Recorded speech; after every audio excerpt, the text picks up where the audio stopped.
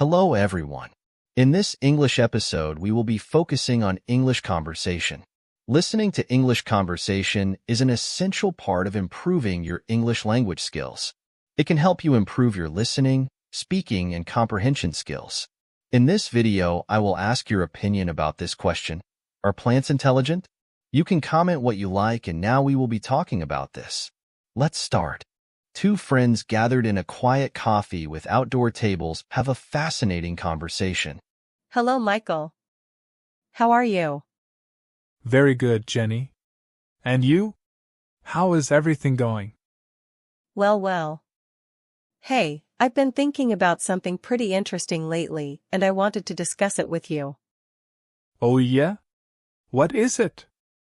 I've been reading about intelligence in plants. There are some studies that suggest that plants can display behaviors that could be considered intelligent. What's your opinion about it? Do you think plants are intelligent? That's a fascinating question. I had never seriously considered it. What made you think about that? Well, I saw a documentary that mentioned how plants can communicate with each other, adapt to their environment, and even make decisions that maximize their chances of survival. For example, some plants release chemicals to warn others of an impending infestation. Yes, I have heard of that. Acacias in Africa release chemicals when grazed by giraffes, causing other acacias in the area to also become less palatable. That's pretty amazing. Exactly. And there is more. Some plants can change the direction of their growth in response to light, gravity, and other stimuli. Don't you think that shows some kind of intelligence? Could be. But isn't all this more of an automatic response to stimuli? Can we really call it intelligence? That's the big question, right? I think it depends on how we define intelligence. Traditionally, we have thought of intelligence as involving a brain and a central nervous system, but perhaps we should expand that definition. That makes sense. But what about decision-making? Do you think plants really decide to do something?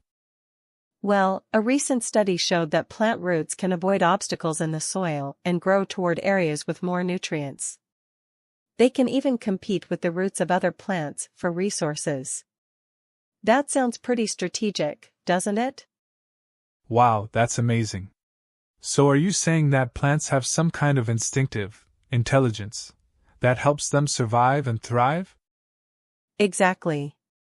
It may not be intelligence in the human sense, but it definitely shows a way of adapting and responding to the environment that is quite sophisticated.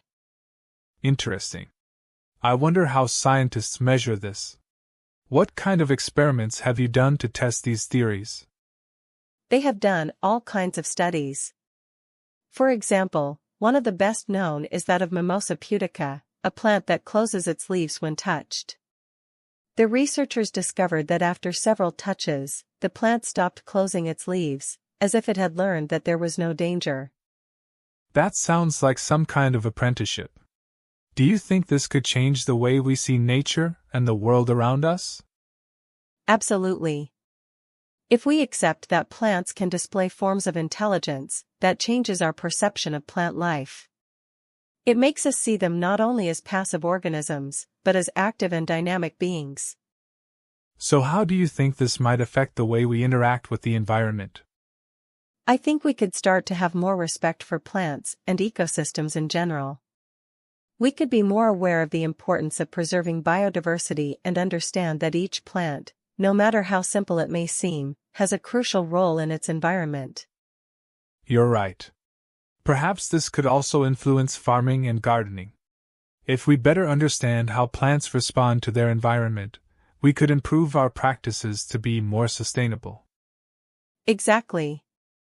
And who knows, maybe in the future we will discover even more about the intelligence of plants and how they can help us solve environmental problems. You've given me a lot to think about, Jenny. I'm definitely going to read more about this.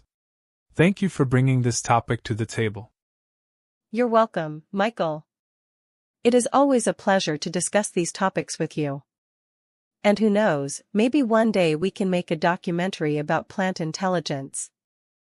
That would be incredible. I'm sure a lot of people would be interested in seeing it. Definitely.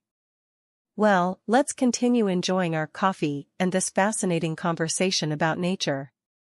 Jenny and Michael continue to chat animatedly, showing the importance of keeping an open and curious mind about the natural world.